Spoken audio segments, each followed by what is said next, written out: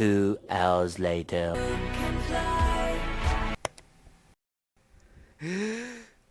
Okay.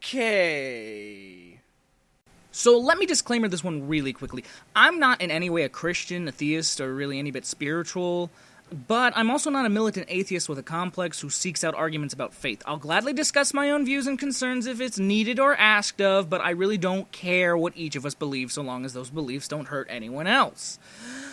That being said, do you remember that chain letter that went around back in like 1996? You probably got it forwarded to you by a weird aunt or uncle, and there was plenty of red fonts and Comic Sans, and then sometimes maybe even, you've gotten it posted on your Facebook wall by your grandma, and, it's like, hey, Grandma, I don't know what you're doing right now. Facebook wasn't around in 1996. Point is, it's that one story about the student who goes to his professor's class, and the professor says, hey, I'm an atheist, and the student's like, no, man, God's for real, and then the atheists talk and something about chalk being dropped, and then boom, God. And, it's that feel-good religious story that, very clearly is just a story and nothing that's ever actually happened in the world of academia. Yeah, well, okay, so basically if you took that story and then turned it into a 2-hour movie, that's what this is. That is what this is. When it's coming apart. Okay, well, we're off to a good start.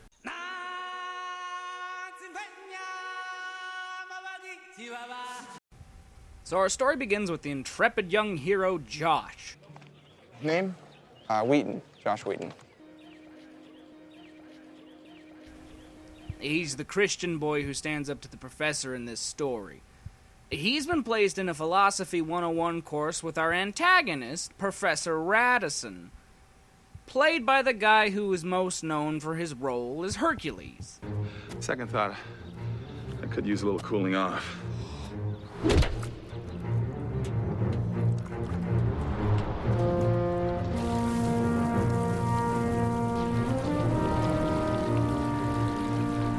He's a mean old atheist who has his class sign a paper stating that they all don't believe in God so that they can get that argument out of the way.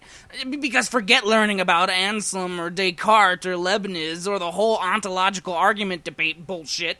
This is my class, my rules. We do what I say. Not to mention I'm pretty sure this is indoctrinating students, and I'm curious why no one has challenged this man ever. But I digress. Josh, being devout and loyal to his faith, refuses to sign the paper. Radisson tells him that if he won't sign the paper, then he has to give a 20-minute lecture at the end of the next 3 classes, providing to him and the rest of the class that God does exist. Else he will fail him for like 40% of this grade or something. I don't even fucking know. He proceeds to do so. Like, seriously, there's a training montage and everything.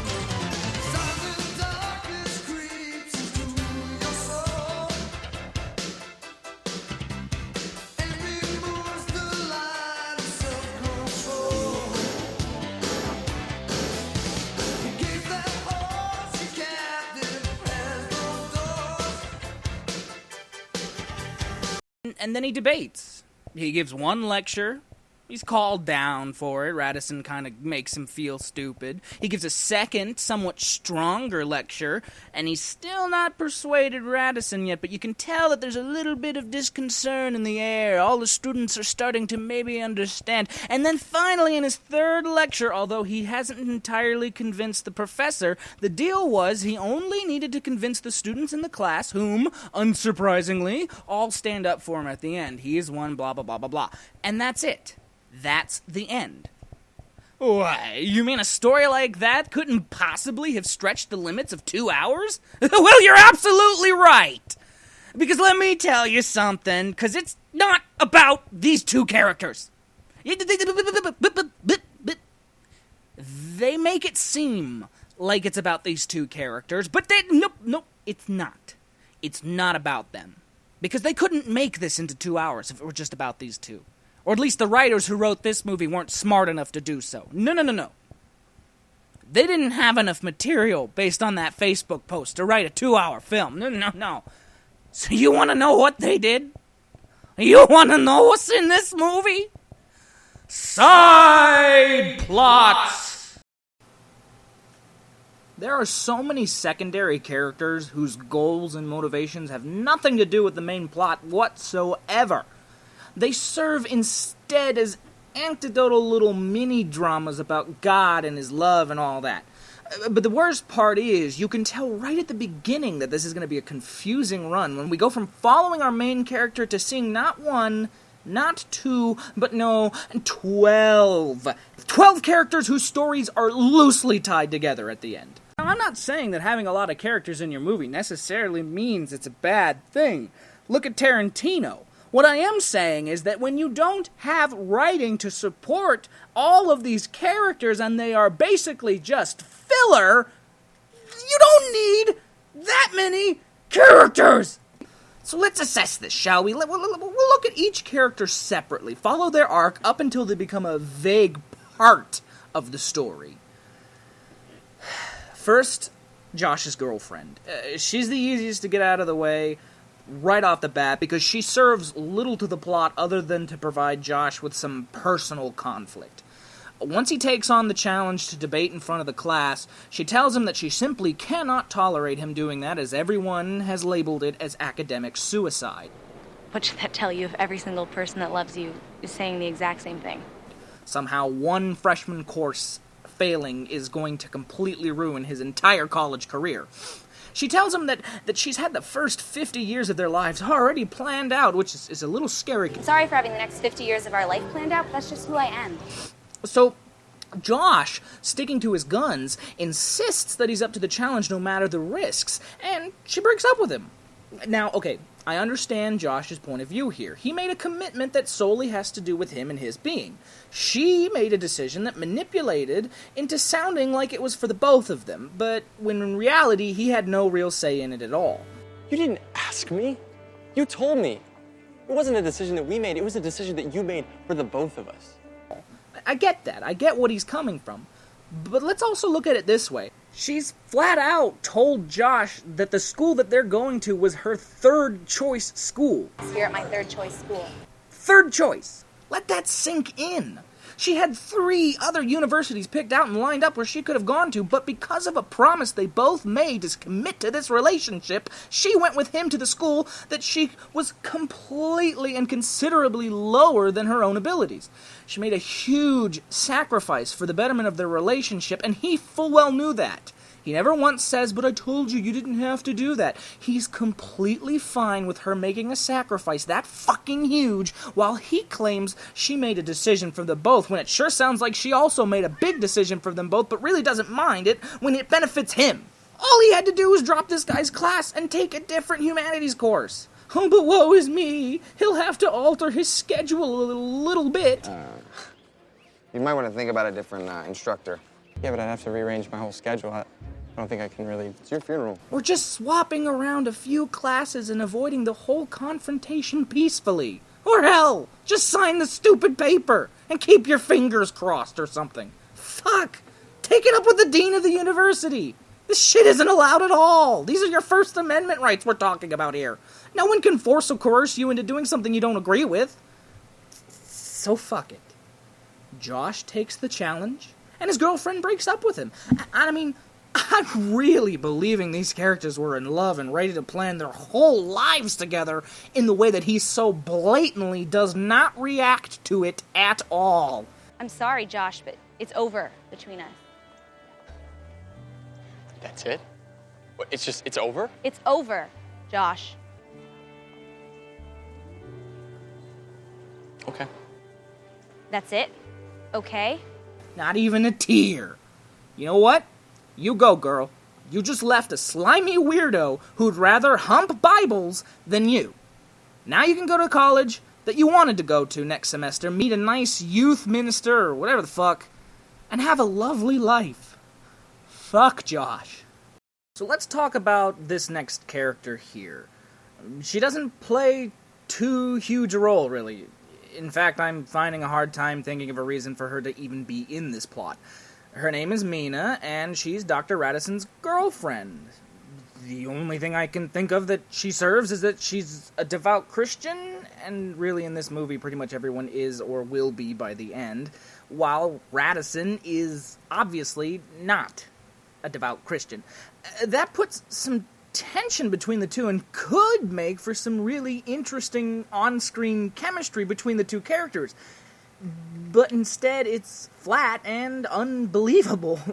She's sort of thrown in as this punching bag to Radisson's emotional abuse. Yeah, this wine is awful. It's been cooked. It tastes like it was sunning in a moldy basement. Talk about your grapes of wrath.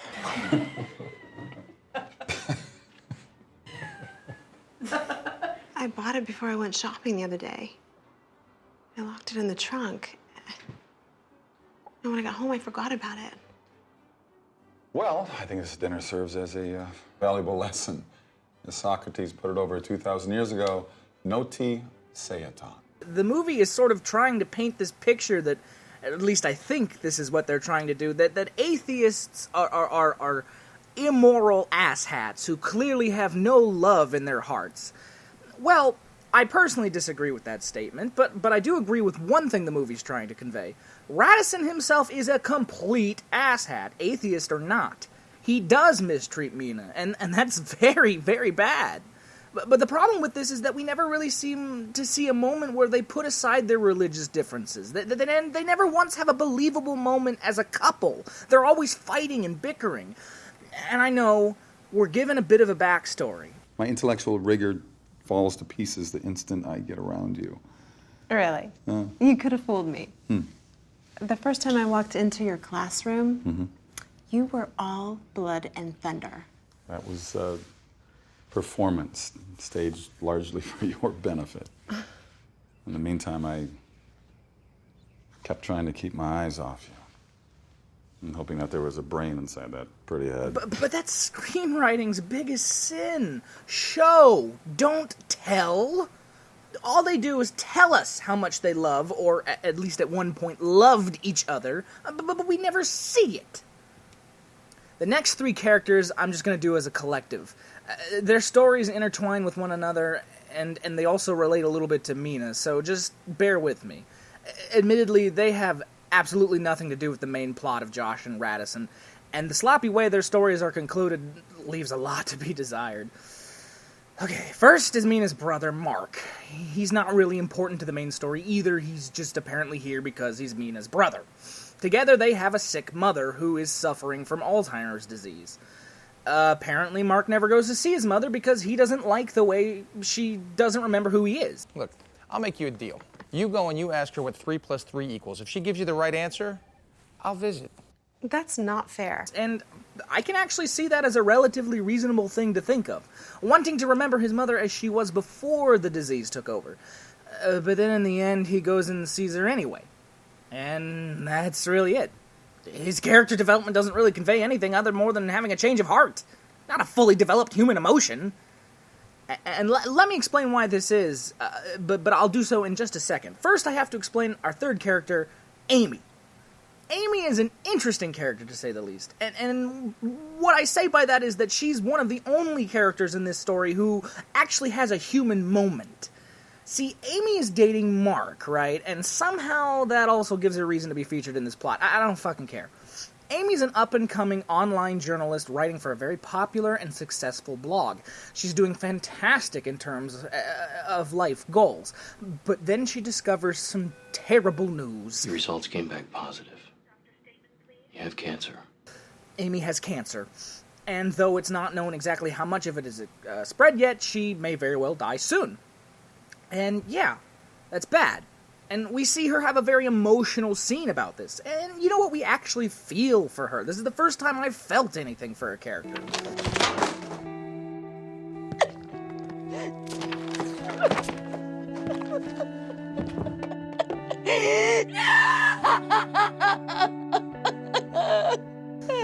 So she goes and relays this news to the boyfriend, Mark. I have cancer.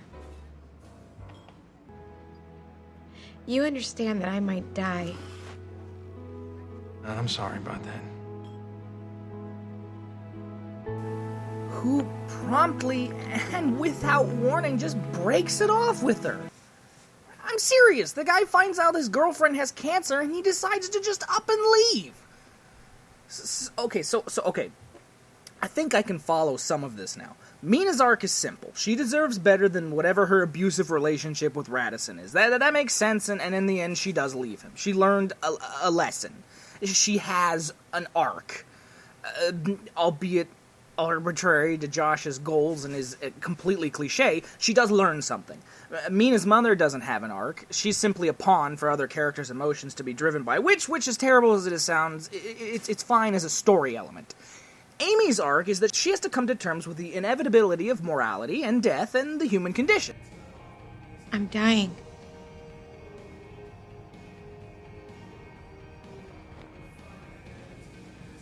Hey, Amy, you're not here to trash us, are you?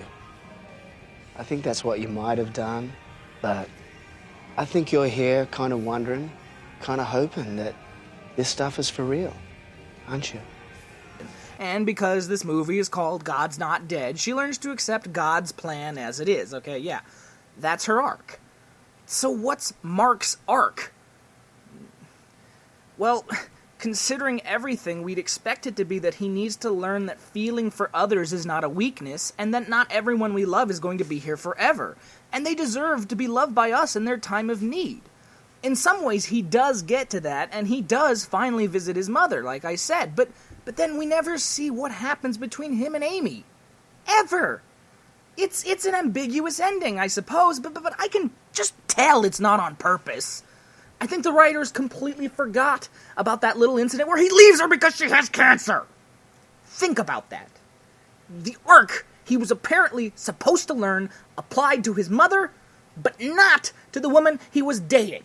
What's the message there? What's the point of their story together? It was completely unnecessary, and we see that he's never learned any real valuable lessons, and he continues to be a selfish prick. Next we have what's honestly the most useless of all of these subplots. This here is Reverend Dave, and his sidekick, Reverend Jude. Reverend Jude is on holiday from his missionary church in Africa. He and Reverend Dave are going to be driving down to Florida to see Disney World. Yeah, no, I'm not kidding. Oh, wait. It gets worse. They only have a few days to spend together, so it's crucial that they leave as soon as possible. But lo and behold, Reverend Dave's car won't start. Maybe the battery. Or the starter. So they get a rental car. You're kidding. And it won't start. So they send it back.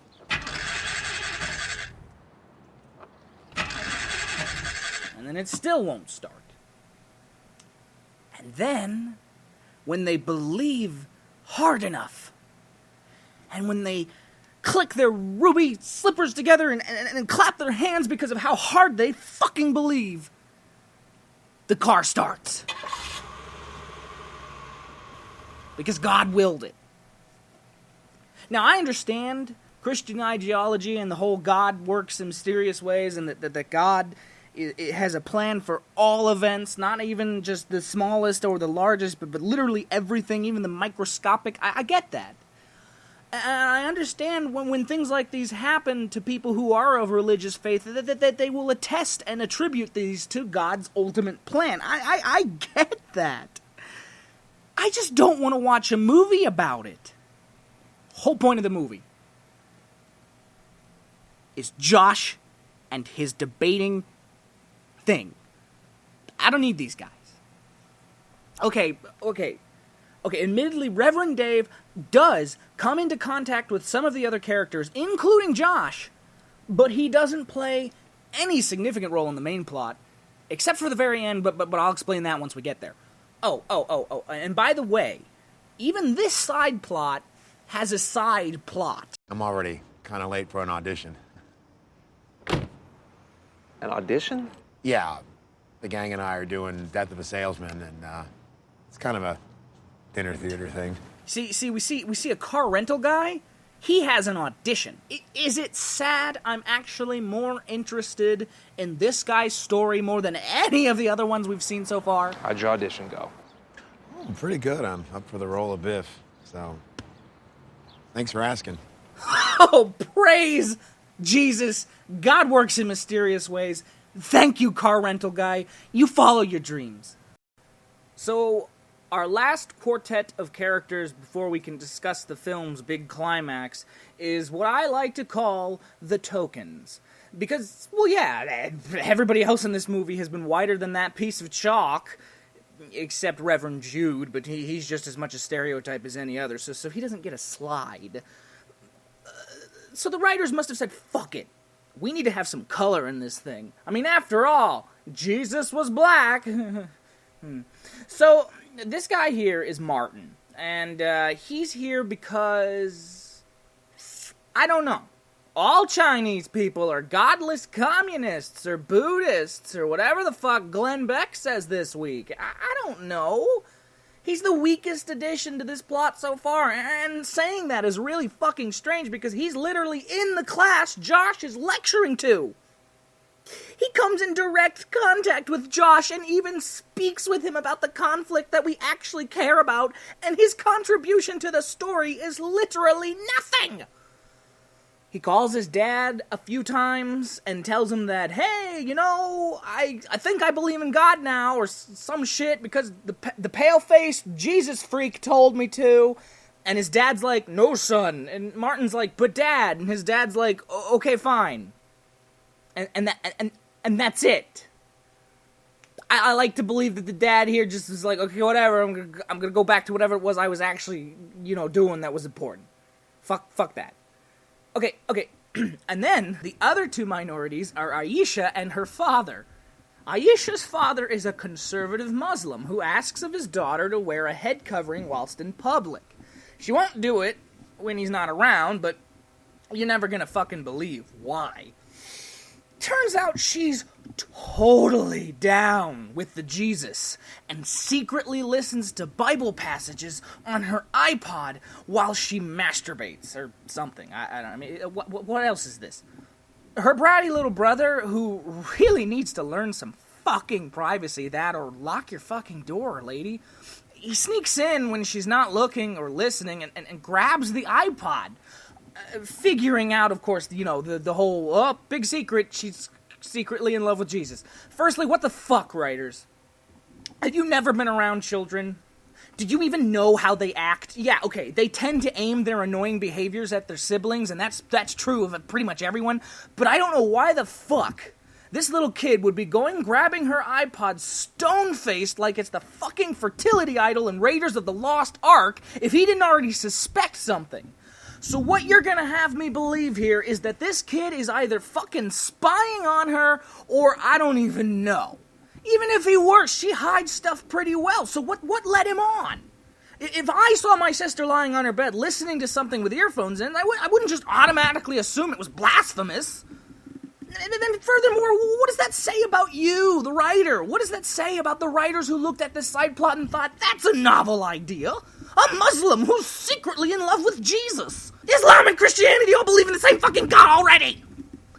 Plus, you're going to sincerely have me believe that this girl, who's been raised Islamic her whole life, is just gonna suddenly convert to Christianity because what? Franklin Graham? The televangelist? The son of Billy Graham, who stated that the role of a wife and a mother was to be the homemaker and that her destiny of real womanhood, according to the Judeo-Christian ethic, was that? Oh, because that's liberation right there. That's what religion should be about. No. Not covering up your skin because that goes against God, but instead foregoing your education and career for some man who'll probably not even let you speak unless he commands it. Your father was fucking driving you to college every day. He wanted you to have a life of your own and be someone here in the United States. He just didn't want you to lose your sight of your faith. Granted, I understand her wanting to be independent of her father's heavy-handed conservatism, but let's not forget that this whole film is about how it's wrong to just tell someone what they should and shouldn't believe in. Oh, but remember, kids, it's always right so long as you're preaching about Jesus.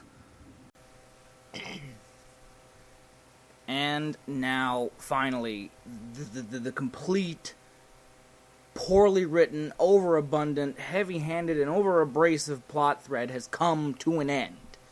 It's what we in the business refer to as the big, dumb ending.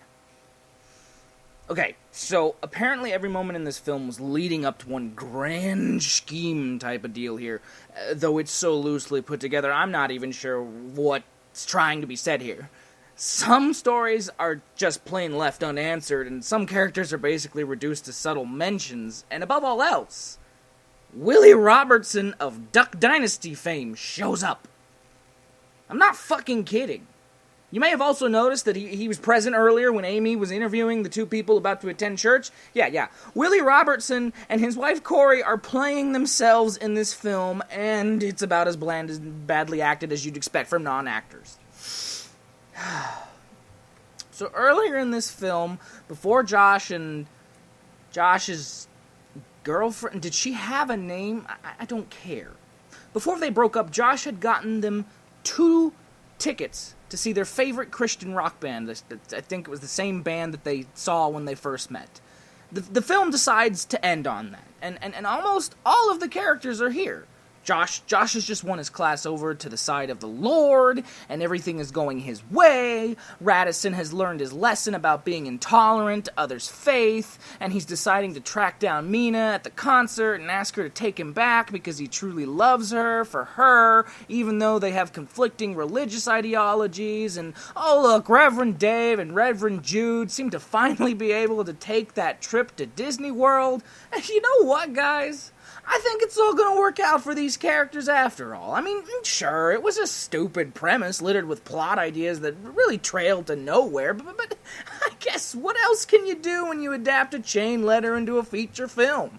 You're going to have a little bit of filler. I mean, come on. Overall, I guess the message of the film was to be tolerant of others' beliefs, even if they conflict with your oh my fucking what the ever-loving fucking shit! He's dead? You killed him. You fucking ran over Radisson? Why? Radisson had just learned his lesson. He had just found the letter of his mother's and realized that while religion to him is a way of comforting oneself, the people who matter the most that are also of faith are the ones who actually preach the message of love and tolerance, much like his late mother, whom he completely gave away his faith because of her untimely death. He was blaming God for taking her away, but he can now understand that you can still appreciate religion as a whole, and hell, he could finally start teaching all of philosophy and not just picking and choosing which words to follow. But no, you killed him, movie. Fucking killed off the character who you showed had the most to gain from learning the message you wanted to convey. You didn't even give him a chance to implore his newfound wisdom in his classroom next week. He'll never teach philosophy ever again now. But what's infinitely worse, other than that, is that there are 2 important things. First, let's look at this from a not fictional perspective.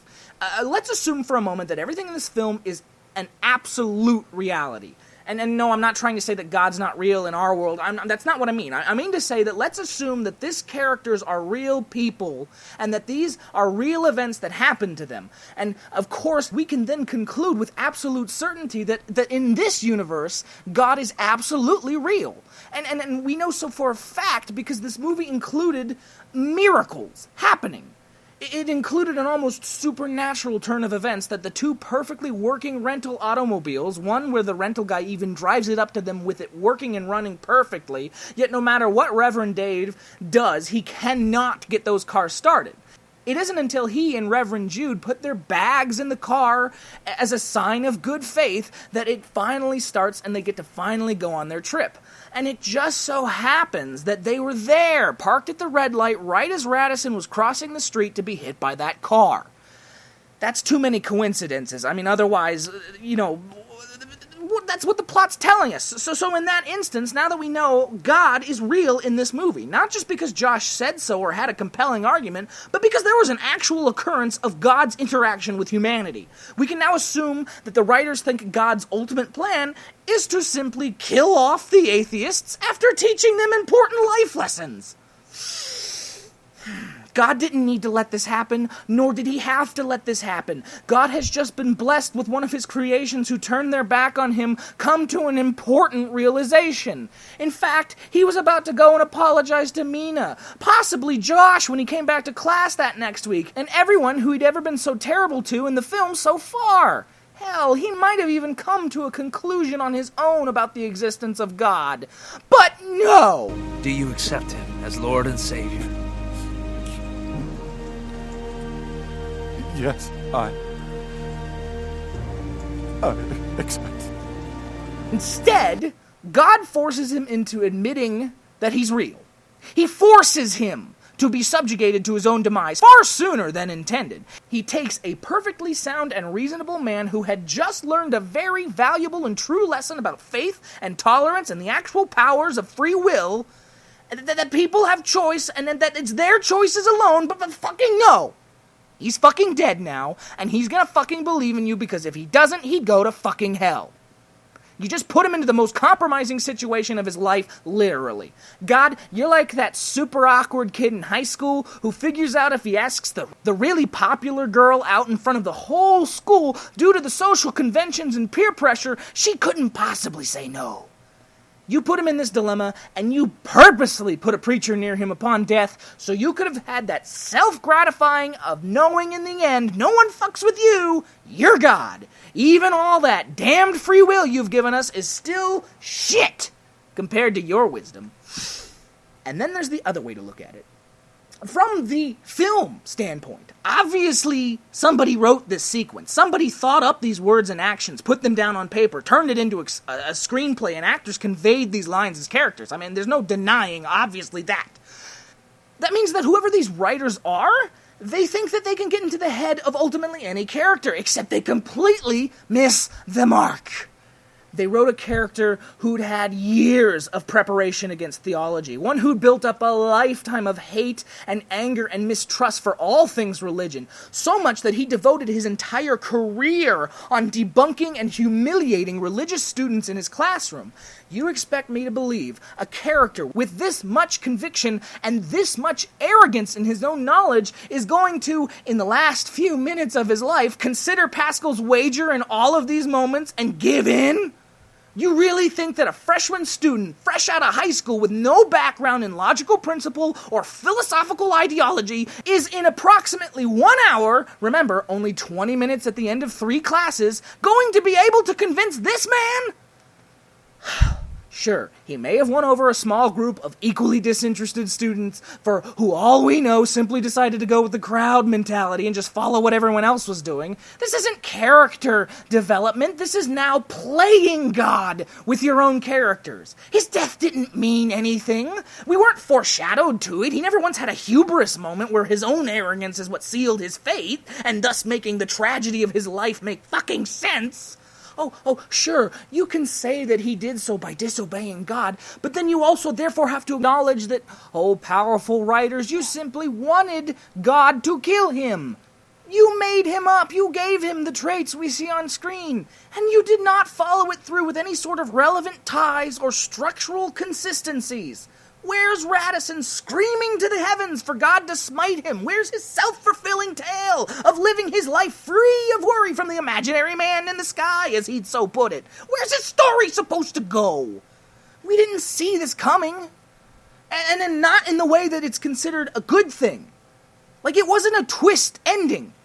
It was just fucking a blowout of left field for this character. And it didn't make any goddamn sense. And so, my lovely viewers, I have to congratulate you on sitting through roughly 40 minutes of me blabbering on about this film. I'm not done yet. I'll leave you with these final thoughts. This film did nothing to stir up or shake my own faiths in terms of accepting that perhaps there is a God. I'm still on the side that most likely feels there isn't, but not pure agnosticism, because I do have mostly atheistic tendencies. I have a strong conviction in thinking that there are no absolute certainties. I'll admit I don't know. But for this film, it is poorly lacking in its own logical arguments and has no actual substance. It retreads old and tired arguments. For example, at the beginning of his argument, Josh states, oh, well, if you say that you can't prove God, you can't also disprove God. But then, haha, checkmate atheists. When he's confronted with Dawkins' question of if God created the universe, then who created God? He simply states that it's just easier a thought process to say that God created everything than to try to ultimately answer the question. I mean, sure, you can say that, but then that's incredibly lazy and defeats the entire purpose of philosophy in the first place. Radisson then brings up a very good point of Stephen Hawking's. It's that he was able to determine that there was a very good possibility for a self-designing universe.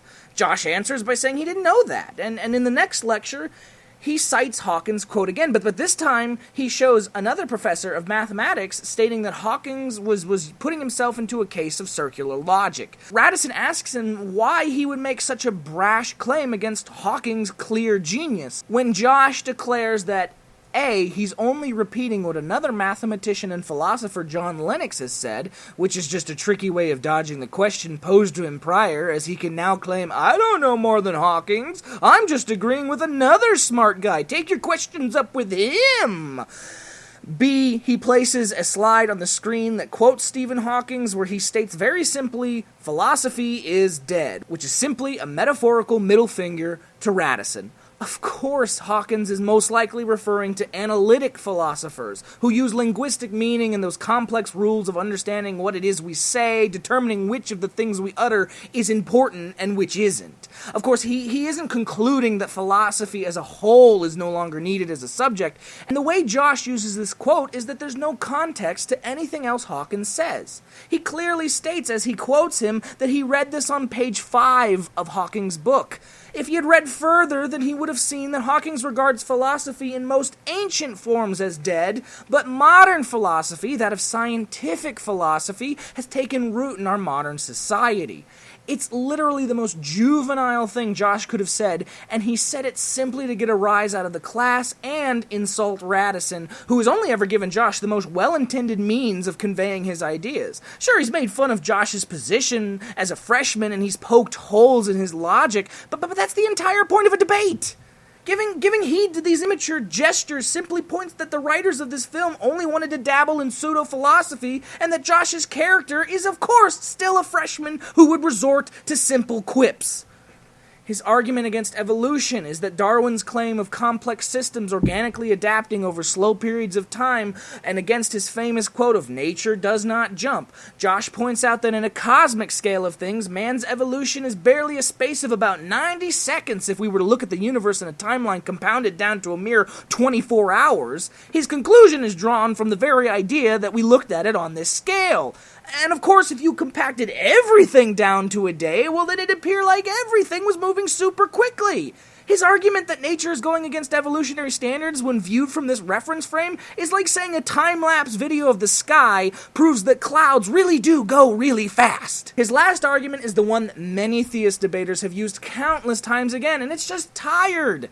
How can one be moral if not without God? He argues that while Radisson claims he doesn't believe in moral absolutes, then why does it say in his class syllabus that if Josh were to acquire an A on the final exam by cheating, would he allow that to happen?